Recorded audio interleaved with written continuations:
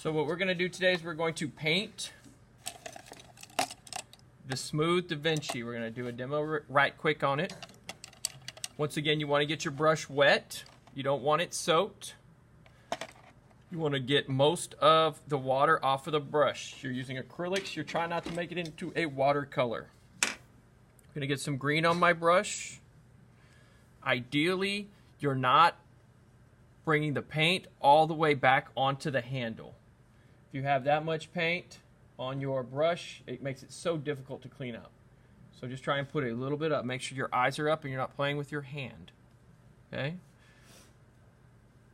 So what I'm going to do is very carefully, with my wrist off of the table, I know it's hard, trust me, it is. I'm going to just kind of put some basic green on here.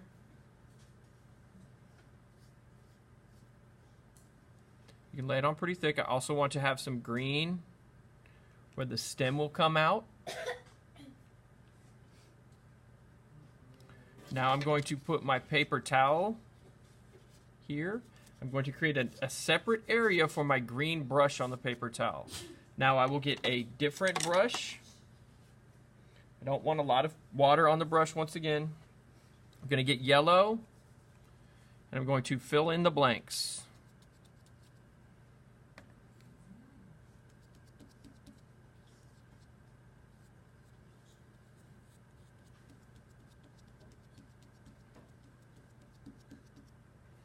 Now, with this yellow brush, not with the green brush, with the yellow brush, I'm going to dab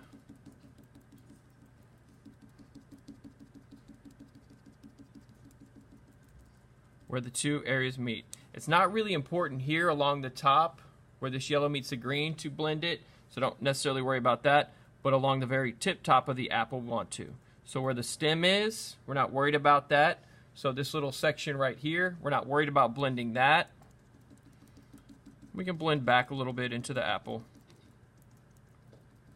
If it starts becoming too green, don't freak out. It's okay. I'm going to put this in a separate spot so it's next to but not touching the paintbrush. Okay? You want to have its own little area. You don't want to taint it with another color.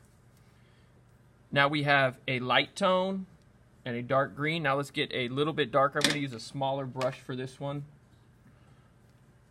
Not super tiny. Now once again, if you start having puddles on your paper, that means because that just says you have too much water, way too much water. So I'm going to lay some brown in here along the bottom. I know it's really hard to see on the screen. So here along the bottom, bottom shape, we're going to add brown. And up a little bit into it. If you go up too far, you're going to create something that looks more like a... You're going to do something that looks more like a bell pepper than an apple. So you just want a very little bit of brown to separate the two areas. Once again, your brush is going to turn a little bit muddy, a little bit green.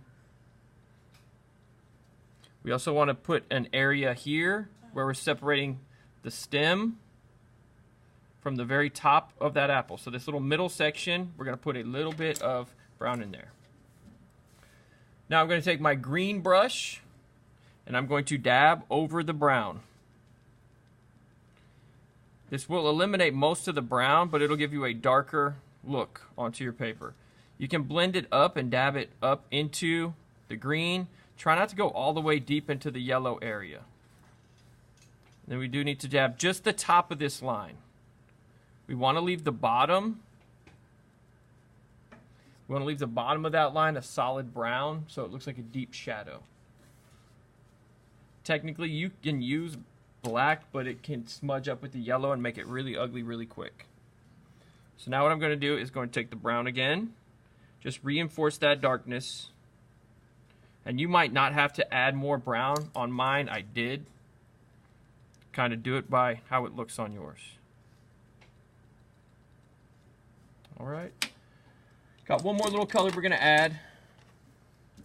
So we have a light yellow, a dark green, a very dark brown. Let's add another value in there, another contrasting element, we'll add in some white, aka white.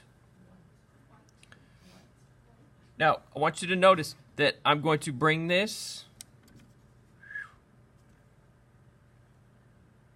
up close to the line, but I want to leave a little yellow area. Do you see that little yellow area? I don't want to blend all the way up and make that a solid white. It'll just look fake, for lack of a better word. I'm going to put a little highlight over here at the top of the apple.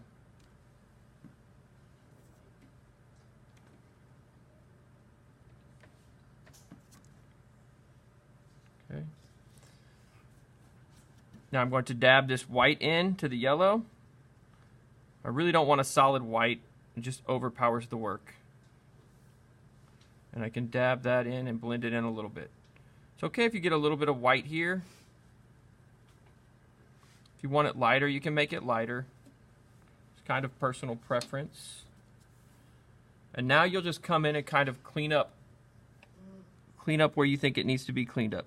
If it's too dark, then you can add more yellow. If it's too light, then you can add more green.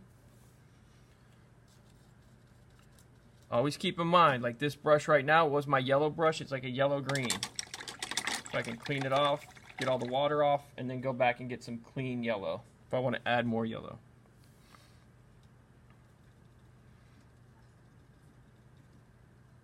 As you're working, think about the shape of the apple. Notice that we've covered up the stem. We can always come back and add that later. Does that make sense?